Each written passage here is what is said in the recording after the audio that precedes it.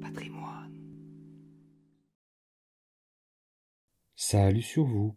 En quête de patrimoine, découvrons notre histoire. La vie des saints. 8 novembre, nous fêtons Sainte Ulfe. Ulfe, qui était très recherchée à cause de l'éclat de sa naissance et de sa beauté, résolut, du consentement de ses parents, de se consacrer entièrement à Dieu. Conduite par l'Esprit Saint, elle s'enfonça dans un lieu désert, sur les bords de la Noie, près d'Amiens.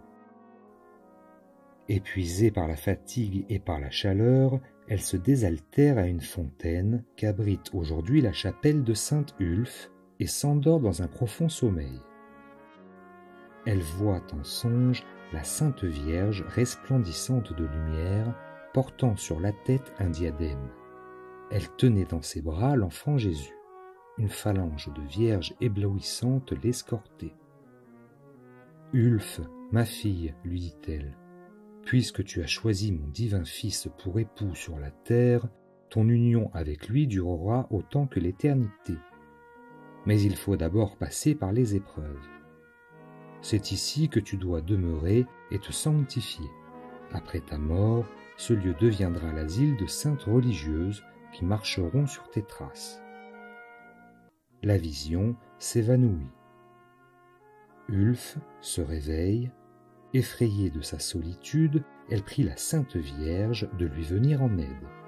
Aussitôt, une voix céleste lui dit « Lève-toi et va au-devant de ton Père qui s'avance. » Aussitôt elle regarde et voit descendre de la montagne voisine un vénérable ermite. Son visage respirait une douceur angélique, sa barbe et sa chevelure étaient blanches comme la neige. Il marchait, appuyé sur un bâton à cause de son grand âge. C'était un ancien chanoine nommé Domnis qui vivait depuis quelque temps solitaire et se rendait chaque nuit pour les matines à l'église de Notre-Dame située sur l'emplacement actuel de Saint-Acheul. Sainte Ulfe alla vers lui, se prosterna à ses pieds et le pria d'être son guide spirituel. Domnis l'emmena à l'église où l'évêque lui donna l'anneau et le voile des vierges et lui fit bâtir près de sa fontaine une cellule où elle mena une vie érémitique. Domnis dirigeait sa conscience et la prenait en passant pour la conduire à l'église. Les grenouilles dont les marécages entourant la cellule étaient pleins troublaient ses oraisons.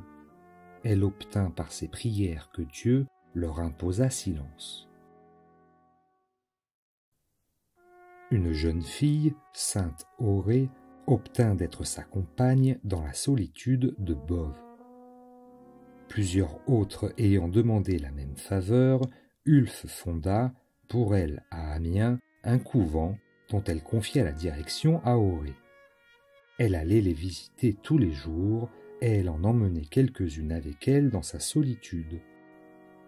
Elle mourut le 31 janvier, 8e siècle. 8 novembre, les 4 saints couronnés, martyrs. Sévère, Sévérien, Carpophore et Victorien furent martyrisés sous l'empereur Dioclétien.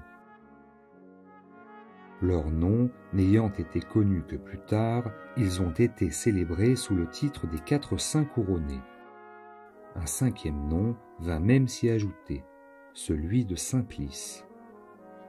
Ils étaient, semble-t-il, sculpteurs et refusèrent de fabriquer une statue d'Esculape commandée par l'empereur.